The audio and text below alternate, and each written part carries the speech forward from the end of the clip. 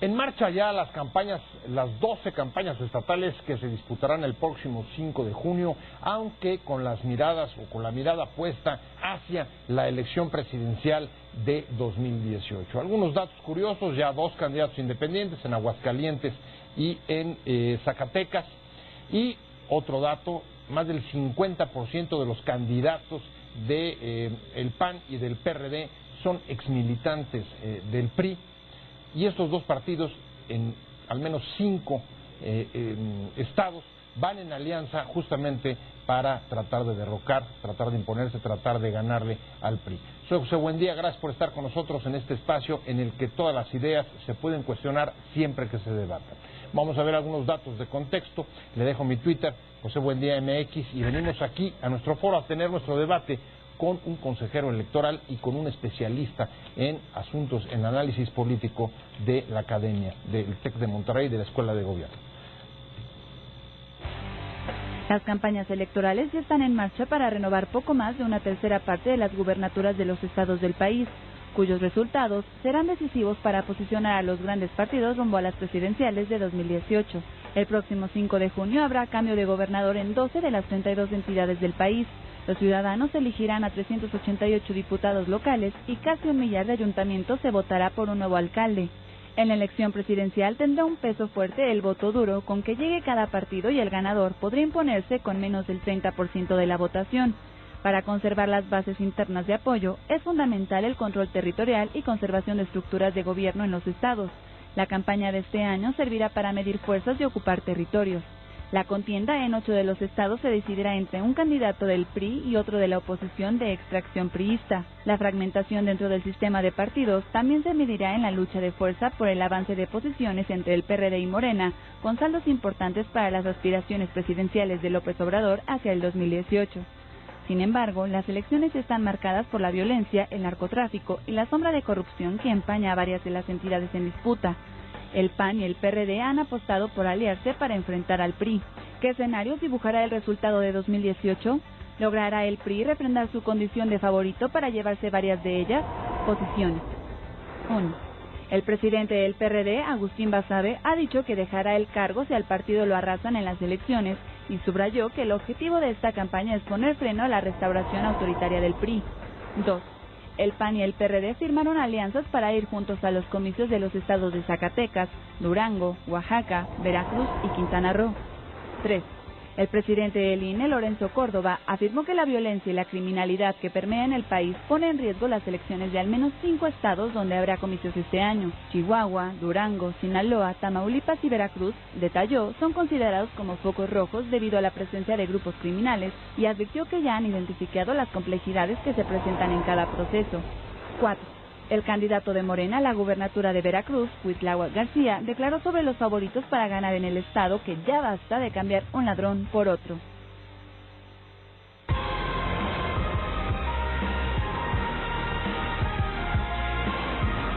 Vamos a hablar de las elecciones estatales 2016.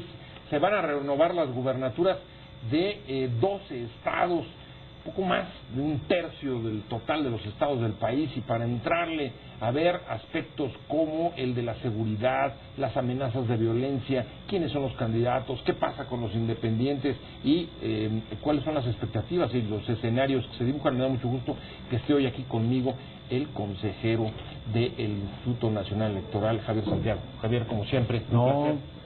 El placer es mío. Placer tenerte aquí. Con mucho gusto. Y Gustavo López Montiel, de la Escuela de Gobierno del TEC de Monterrey. Gracias, buenas noches. Gracias, muchas gracias, Gustavo. Pues si quieres, entrémosle al tema, y yo no puedo no dejar de entrarle con mi datito que me encantó.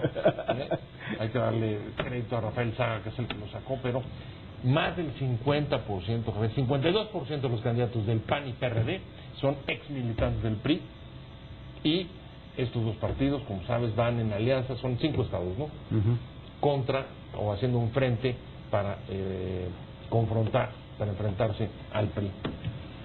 Cosa curiosa. Yo sé que eso no es competencia de la ¿Me estás preguntando qué significa eso? Sí, claro, ¿qué significa eso? Yo sé que no es un asunto de la competencia de la autoridad electoral. No, pero no deja de ser pero se puede llamativo. hacer un juicio ponderado sobre el asunto, porque creo que es reflejo de la movilidad de la clase política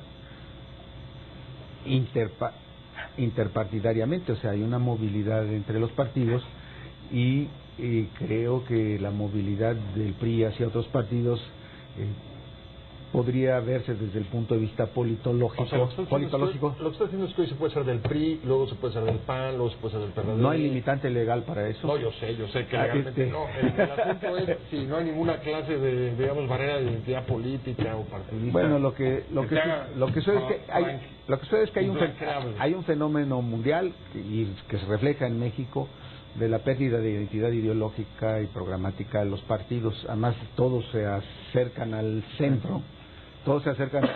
Programáticamente, entonces ya las diferencias ideológicas y programáticas entre los partidos pues ya son menores, ¿no? Son menores, pero además está la posibilidad, si en caso de no ser electo candidato por su partido, pues un militante pueda optar por otra alternativa, y no hay ningún escollo de carácter legal para que pueda hacerse eso.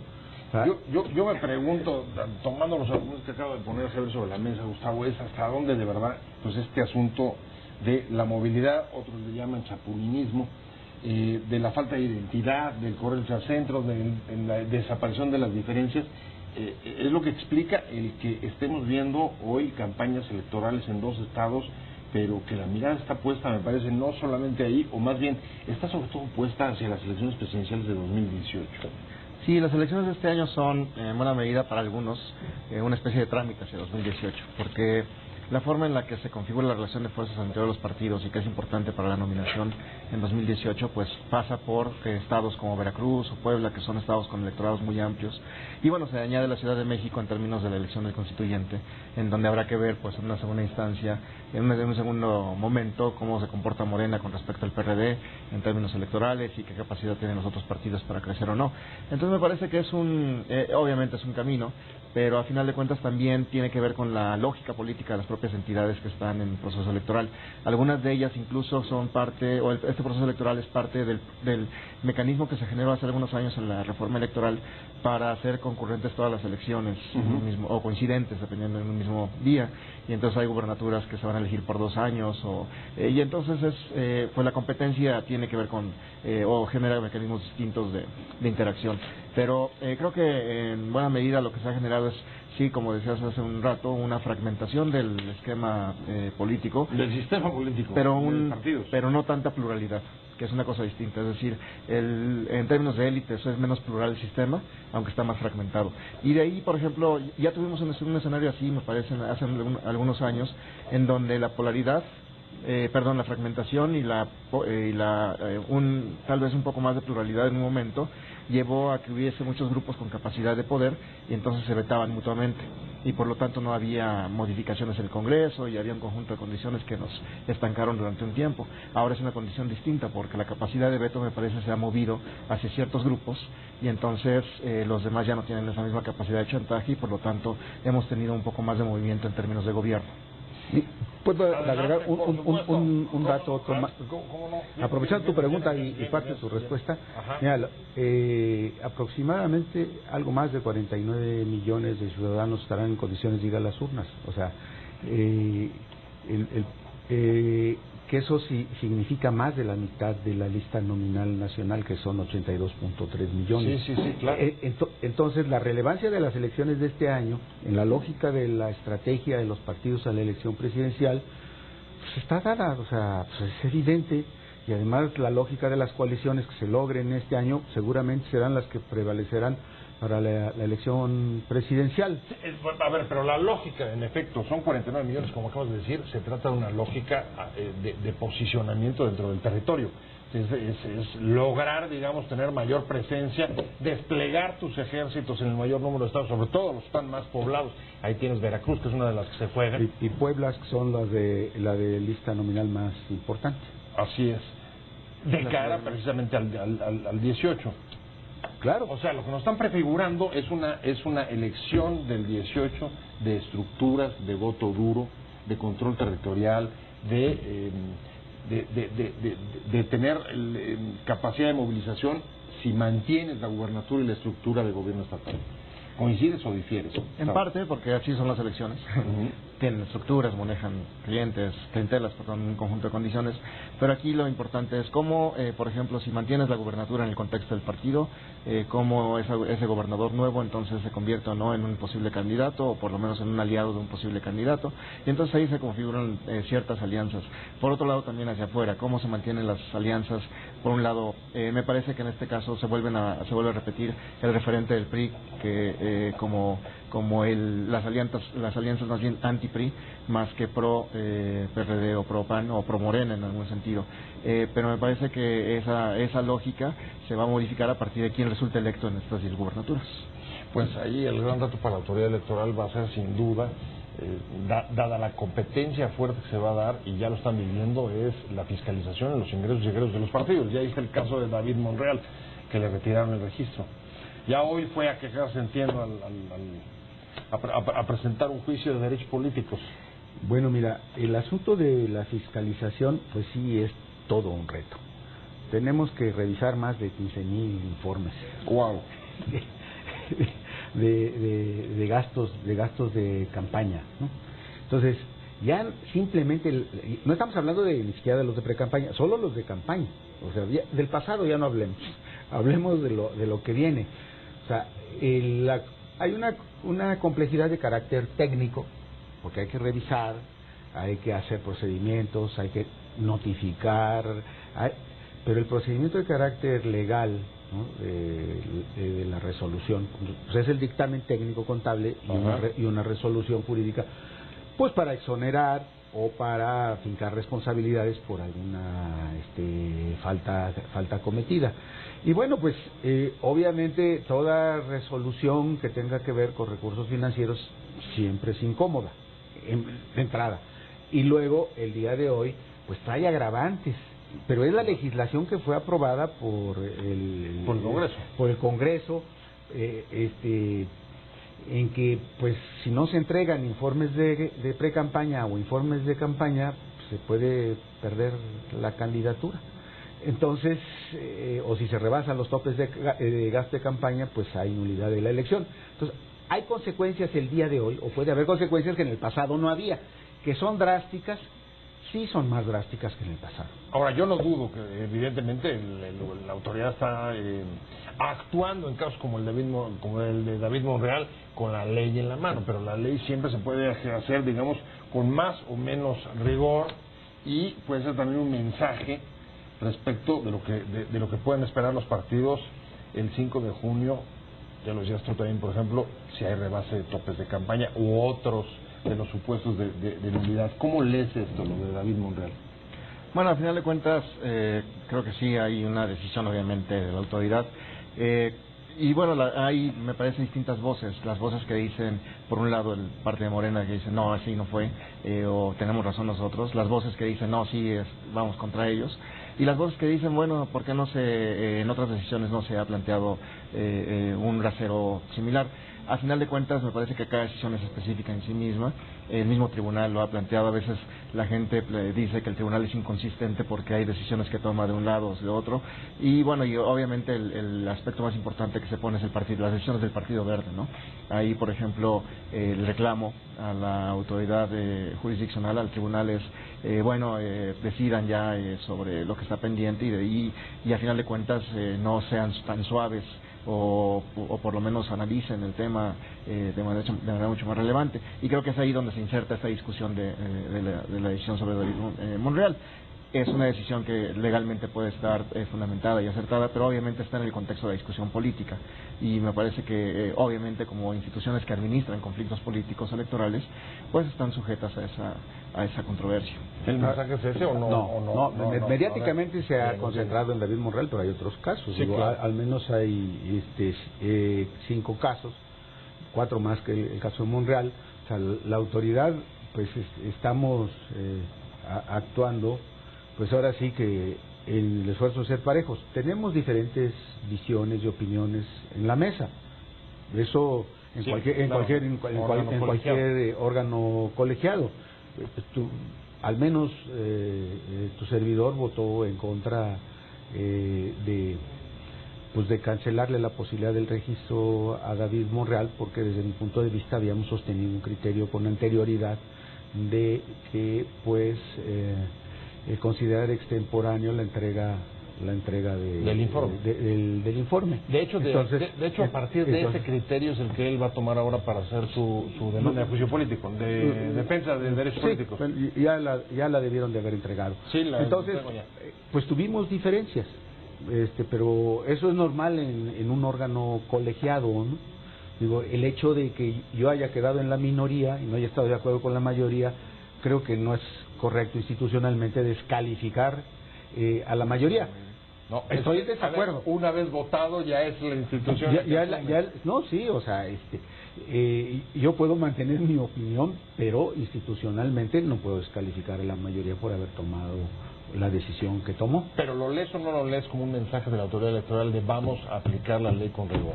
Bueno, la vamos a aplicar con rigor porque pues hay varios casos, ¿no? Es que hay varios casos, no es el único. Yo sé, pero vaya de caso en caso y de decisión se van haciendo los comentarios. Tengo que hacer un corte comercial, regresamos en 2 minutitos. No se vaya, estamos en Opiniones Encontradas.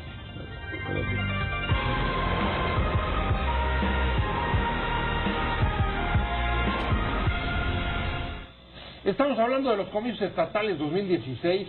49 millones de mexicanos podrán o serán convocados para renovar las gubernaturas de 12 estados, poco más de un tercio del país. Estamos hablando con el consejero electoral del INE, Javier Santiago, y con Gustavo López Montiel, que él es profesor investigador de la Escuela de Gobierno del TEC de Monterrey. Me quedé contigo, Javier. Hay un tema que creo que preocupa sobremanera justo por los casos en los que ha habido vinculación o digamos infiltración del crimen dentro de los candidatos que incluso han llegado a imponerse en algunos puestos de elección popular. Y es ¿qué crees que se puede hacer sobre esto? Entiendo que ya algunos partidos han logrado tener algunos convenios con Gobernación, pero el propio IFE está diciendo hay 5 estados al menos donde la presencia del crimen sí nos ha puesto los focos rojos. ¿Cómo hicieron eso? ¿Cómo saben cuáles son? ¿Cuáles son los focos rojos? Un poco en qué cómo funciona su diagnóstico. Bueno, a ver, nosotros no tenemos un diagnóstico de esa naturaleza de los focos rojos. Tenemos casillas especiales, pero las casillas especiales son por los más diversos motivos. O sea, no es un asunto solo de la delincuencia, es uno de tantos. Está el asunto desde que en las zonas de altos ingresos es muy difícil instalar casillas. Sí. Desde eso. Pero te decía por una declaración de Lorenzo Córdoba. Bueno, yo no comparto su visión. Okay. O sea, porque institucionalmente no tenemos un diagnóstico de esa naturaleza. O sea, no hay un diagnóstico. Y yo puedo dar mi opinión personal al respecto, puedo hacer una valoración, si tú quieres, pero también hay un aspecto de carácter histórico que tiene que ver con el pasado. Las zonas de alta delincuencia, el IFE en su momento y ahora el INE, no ha tenido, no estoy diciendo que el trabajo sea sencillo, siempre hay dificultades, hay obstáculos, pero siempre se han podido instalar las casillas. O sea, el proceso electoral desde el punto de vista organizativo nunca se ha podido realizar. No ha habido una obstaculización de la delincuencia organizada de la organización de las elecciones, como lo hubo con el movimiento social el año pasado en Oaxaca, en Guerrero, en Michoacán y en Chiapas. Me acuerdo que incluso en esas elecciones era mayor la amenaza del movimiento social que del propio crimen organizado. Dimensionemos la repercusión electoral que puede tener un fenómeno como el de la delincuencia organizada o el movimiento social. Ahí están los hechos, no estoy haciendo una deducción. Los hechos son esos. No digo que en el futuro no pueda suceder, tampoco puedo hacer una afirmación categórica de esa manera, pero hay una experiencia previa. A ver, el antecedente se vale, voy contigo. Por un lado, a ver, el INE, no tiene un diagnóstico, digamos, sobre pruebas o hechos o elementos que le hagan llevar a pensar que el crimen organizado realmente amenaza a 5 estados. Al mismo tiempo que sí tiene un antecedente, por ejemplo, con el tema de la protesta social en algunos estados que incluso en las elecciones presidenciales significó una amenaza mayor que el propio crimen organizado. ¿Cómo ves tú el panorama? Incluso ha habido momentos en donde ha habido violencia hacia los propios funcionarios del INE, en algún momento por la protesta social, menos creo que por el crimen organizado, aunque también hay no ha habido casos de violencia. Claro, cuando van los capacitadores, cuando el asesinato del candidato. Presumiblemente vinculado con eso. Pero bueno, creo que a final de cuentas los espacios en donde eso se da son contados en términos de casillas. Creo que se puede garantizar la instalación de la mayor parte de las casillas o del 100% de las casillas. Yo vería más bien otros temas que serían también complicados y que ahí creo que hay un problema muy importante, que es el dinero, el crimen organizado, independientemente de cuál sea, en las campañas electorales, la cooptación que se hace de candidatos, o incluso muchos candidatos que son asesinados o son bajados, no únicamente por los partidos, sino ellos mismos por las amenazas del crimen. Creo que ahí es donde, en algunos casos, la autoridad electoral tiene tal vez un tanto mayor de capacidad de acción que en otros, más bien en otros tiende a ser incluso la autoridad local, estatal o incluso federal. Pero me parece que esos son los temas más relevantes con respecto al crimen.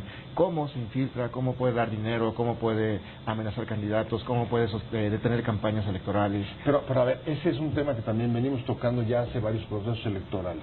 Incluso si algunos partidos han hecho acuerdos con Gobernación, si estarían dispuestos a abrir su padrón, ¿cómo podrían recibir información de los servicios de inteligencia del Estado mexicano respecto a sus candidatos? Pero no acabo yo de aclarar hasta dónde vamos. Es que es muy complicado. Primero, la violencia se ha dado fundamentalmente contra candidatos o contra funcionarios públicos. Pero no en contra de quienes organizan la elección, que son ciudadanos. Además, ahí hay toda una estrategia. Y además funcionarios y además conocen el terreno, son gentes del lugar. Exactamente, o sea, hay una estrategia logística, pues son gente del lugar, conocen a las personas. Entonces, hay esa circunstancia.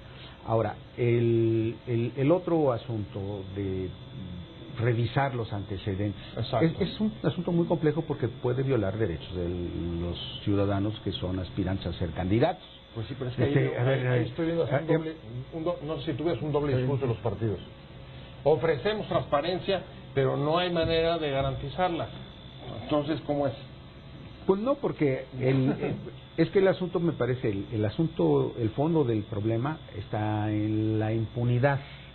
Y que pues muchas investigaciones no culminan con la detención y sanción de los responsables. Ahora, creo que ese es el problema fundamental, porque lo otro, a ver, José Buendía va a ser candidato. Bueno, pues a ver, te vamos a investigar. La Constitución prohíbe que investiguemos si no hay una acusación, digo.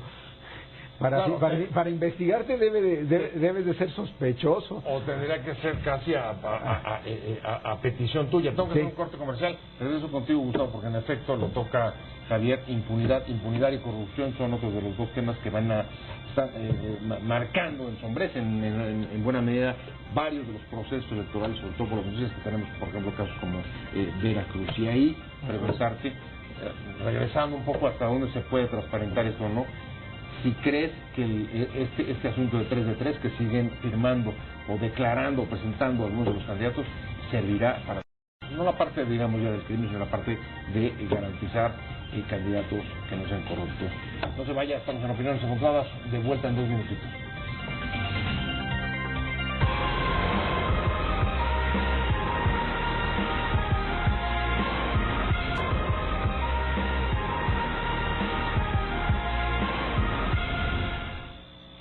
Elecciones estatales este año 2016, estamos ya en campaña hacia el 5 de junio en el que deberá haber 12 nuevos gobernadores en el país y por supuesto las miradas puestas en el impacto que este reequilibrio de fuerzas territorial signifique hacia las presidenciales de 2018. Estamos hablando con el consejero electoral del INE, Javier Santiago, y con Gustavo López Montiel, académico, profesor investigador de la EGAP del TEC.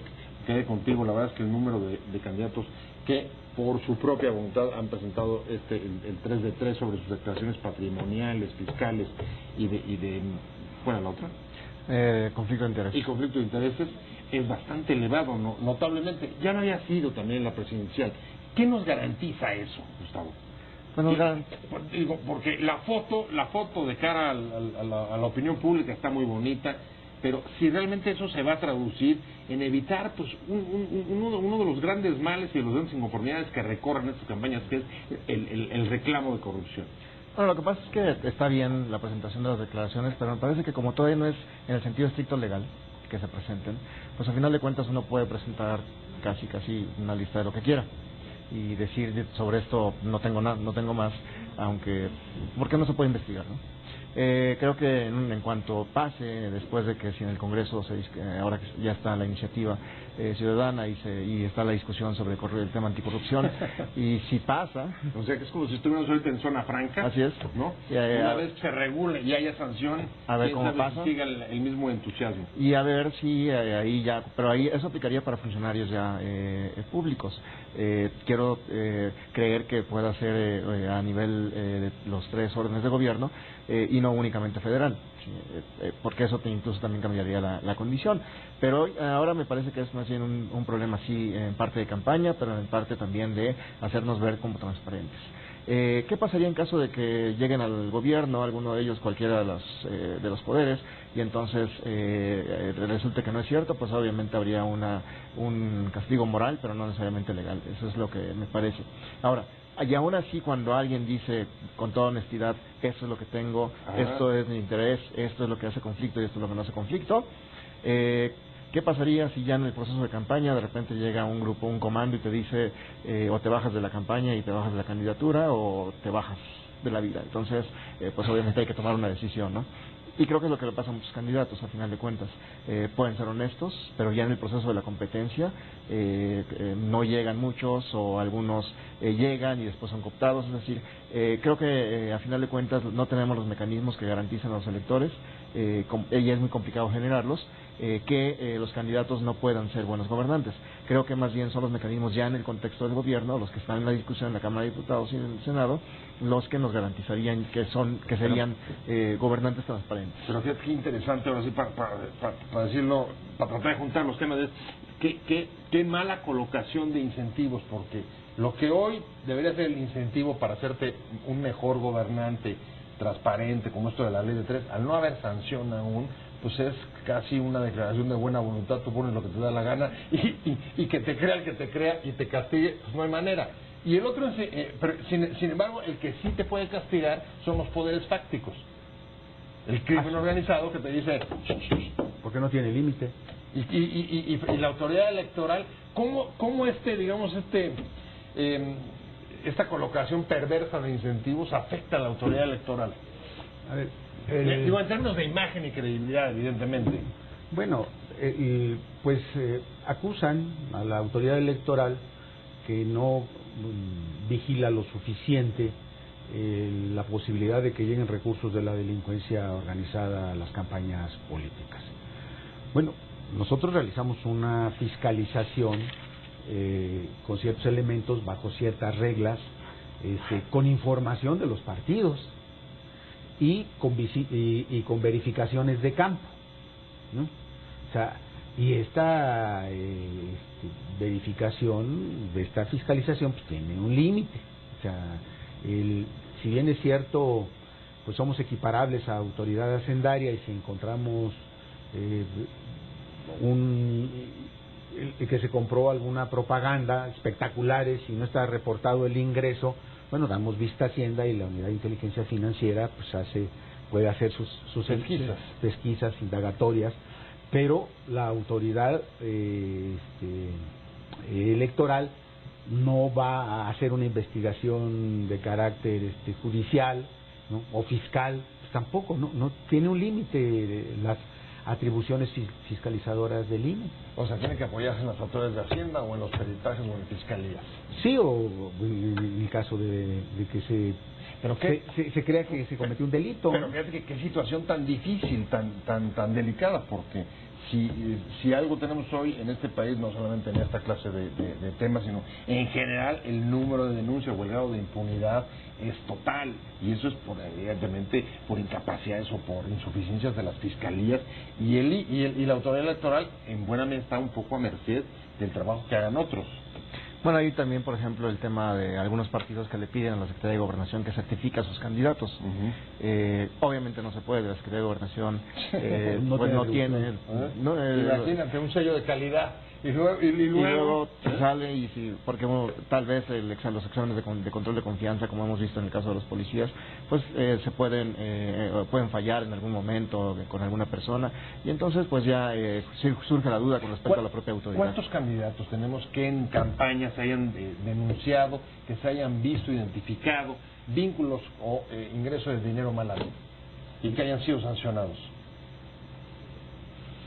¿No? ¿Cuántos? No hay. Estamos generando aparatos legales, leyes, discursos, pero en la práctica, ¿cuántos han sido detenidos durante la campaña?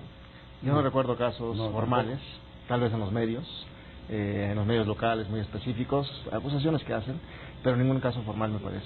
Bueno, pues vamos a tener que darle seguimiento. Pero estoy yendo bien. No, pero además también está el asunto de que seguir el dinero en efectivo pues es lo más complicado. Claro, no, bueno, el dinero en efectivo, digamos las maletas. Las maletas. Seguir el dinero es fácil, seguir las maletas es muy difícil.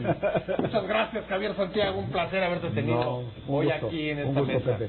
Javier Santiago, consejero electoral del Instituto Nacional Electoral, y Gustavo López Montiel, académico, profesor investigador del TEC de Monterrey, de la Escuela de Gobierno del TEC. Muchas gracias a los dos. De verdad, ha sido una excelente charla, y sobre todo gracias a usted por haber estado con nosotros en Opiniones Encontradas. Nos vemos, escuchamos aquí mañana a 7 de la tarde desde la Esquina de Información, y mientras tanto, páselo bien, tenga una buena tarde.